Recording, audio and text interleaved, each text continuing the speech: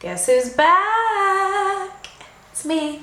Hey guys, it's been like 3.5 years since my 5 random things about Bucharest blog, and I have to say a huge thank you because 11,500 of you viewed it, or like 20 weirdos watched it on repeat. I don't know, but I don't care. It was really cool to see that number today after I haven't checked in years. I've had some really cool things come out of that video. A lot of people have reached out to me before they've traveled here and stayed with me, had dinner with me, learned about Bucharest with me, some filmmakers from Finland. But the coolest thing is when Romanians write to me from abroad. They usually left during communism or the last 10 years to work, and they miss their home country, and they're Googling about videos and they see mine, and for some reason they write to me and they thank me for loving their country, and that's been really cool. I've met some really cool people over the internet and in person through that video, so totally not expected, but one of the coolest things that came out of that. Before I move on to my next blog, I have to address the dog situation, which I talked about in my first video. If you watched my video recently, you probably think I'm a crazy person and I'm hallucinating, but I promise you, when I made the video over 3 years ago, there was tens of thousands of random dogs in, or stray dogs in Bucharest. I think 1 year after I made the video, the government rounded them all up and had them either killed or adopted.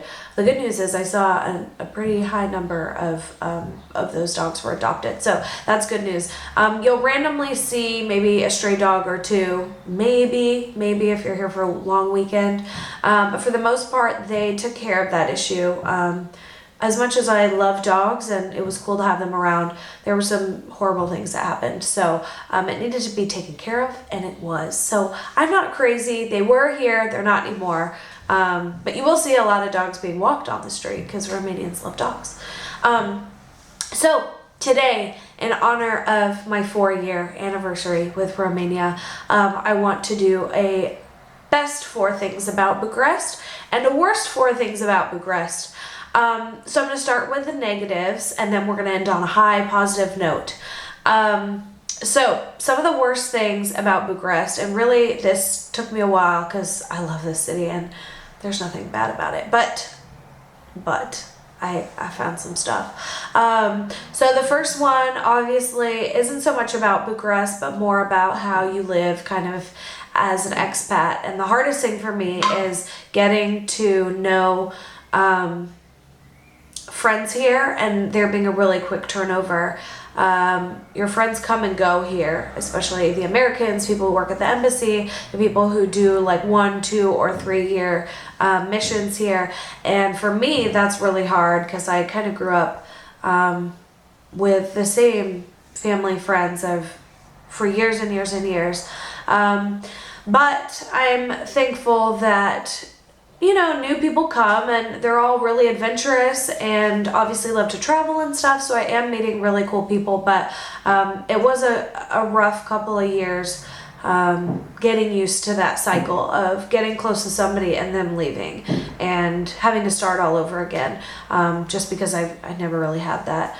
The second thing that is like so horrible about this country, and it's very close to my heart right now, is the paperwork here. Whether you're getting a visa or trying to put your car, like get car insurance in your name or switch a car into your name, I'm not joking you, this country is so inefficient. Like, we have the fastest and cheapest internet in the world, but all this paperwork is done by hand and it just drives me nuts. But like I said, it's a fresh wound because yesterday I spent over 8 hours in offices in 90-degree heat with no air conditioning and got bad news at every place. So still nothing accomplished. And this has been, I've been working on something for my car for over a year. So a little annoying, but it's okay. The third thing, of course, coming from Southern California, there is no good Mexican food here. There's just not, there's one Mexican restaurant here, that is like, okay, I guess it fills, you know, a craving, but it's like really expensive for what it is. And it's just nothing compares to like Ortega 120 or Mexican Riviera. All you South Bears know what I'm talking about. So yeah, I mean, it's just something I gotta deal with.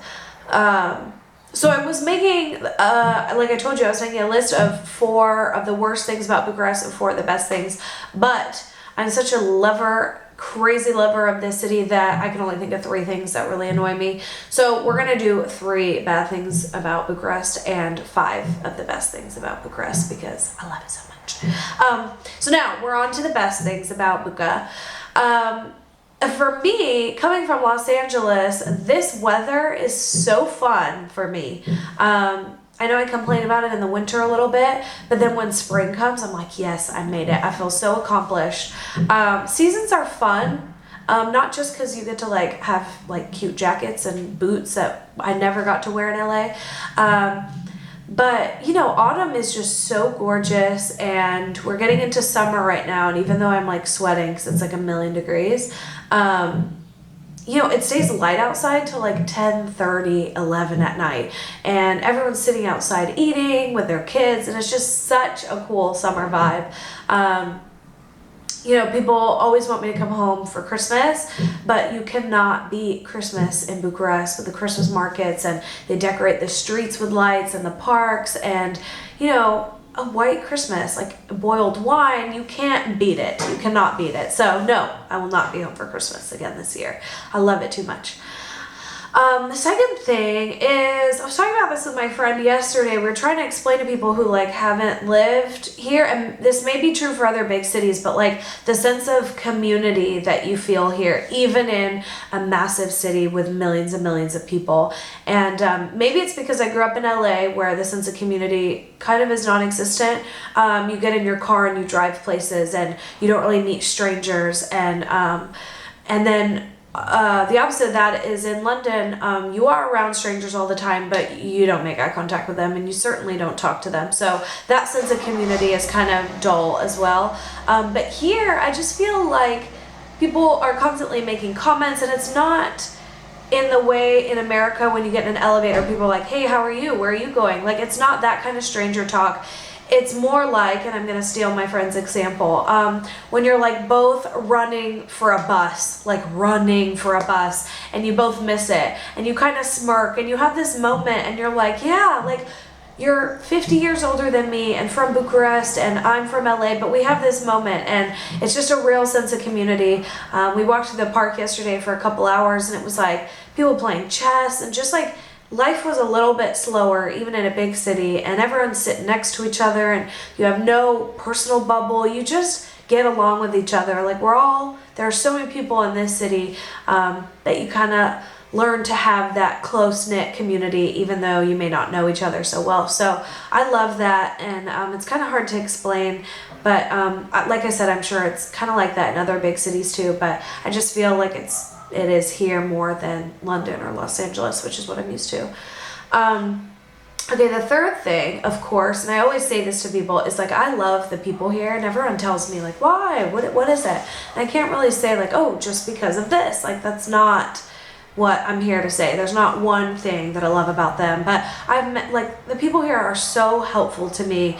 You know, my first few years here, and even here, like now, there are some things that I just cannot do by myself, and people are so helpful just to give me the information or tell me where to go for this paperwork or drop me off here or blah blah. And you know, I've had my Romanian friends help me find a vet for my cat, like the best one, of course. My baby deserves the best. But and like my friends helped me with like my dialect in Romanian, which I actually thought was amazing until like 6 months ago when I got called out and was like, oh my gosh, your accent is so embarrassing. So now I have my friends help me with that and all that kind of stuff. You know, Romanian families have me over for dinner and send me home with leftovers. Like, they're just so nice, and it's not in a pushy way. They just want to help, and it's not in a controlling way. They just want to help, and they're just such good hosts here. And if you've ever met a Romanian, you know they are the best hosts. You leave their house full of, you know, drink and food, and with a whole packet of food to take home too. They're just the best people. So I love the people here. Obviously, why can't I read my own writing? Oh, okay, so another thing is like how non-aggressive the people are. If you go for like a night out in Bucharest, I'm talking like a crazy night out. Nightlife here is amazing too. Then you won't see what you see in London and Hermosa Beach. Like you do not see full-on fights. You don't see aggressive people. The most aggressive that people get here now is, well, from what I've seen, is driving, which is totally cool because I do the same thing. Like if you had to drive here, you would too. You'd literally scream at people. It's not like you're gonna do anything. It's just very frustrating. It's very hot right now. The traffic here is worse than the 405, 100%. I've looked it up. So it's bad. So people just have a short fuse when they're driving, but like who doesn't? So it's all good. And then of course, the fifth best thing, which kind of doesn't compare to anything else, is what I do here for my job. And I'm really trying to avoid the words that people kind of ask me about, which is like, oh, it must be so fulfilling or so rewarding. And like, that is not the case for me. I don't do it for me at all. And I'm not trying to sound like a saint at all. It's not for my pleasure. I do this for the kids, and seeing them happy makes me happy. Not like I'm being rewarded in a certain way. I just know that this is what I've been given a passion to do and a purpose to do. And so I'm so thankful that God's given me the opportunity to be here. But most importantly, you guys have supported me, my family, my friends, and my supporters, and Rolling Hills has supported me being here on this journey. And so yeah, so I'm feeling a bit emotional because it's exactly 4 years that I've been here, and I still love it as much as I did when I came here for the first time 5 years ago. Like I said, the people, the food, the culture, the weather. This is my home now, and I'm so thankful for everybody and my best friends who have told me, like, you know, who have just encouraged me and supported me in what my purpose is, and to just continue to be on this road and this journey away from family and friends, but really doing what I know I was put here to do. So on that note, I'm gonna get out of here before I start crying. Anyways, thanks for watching. I promise it won't be another 3 years. Bye.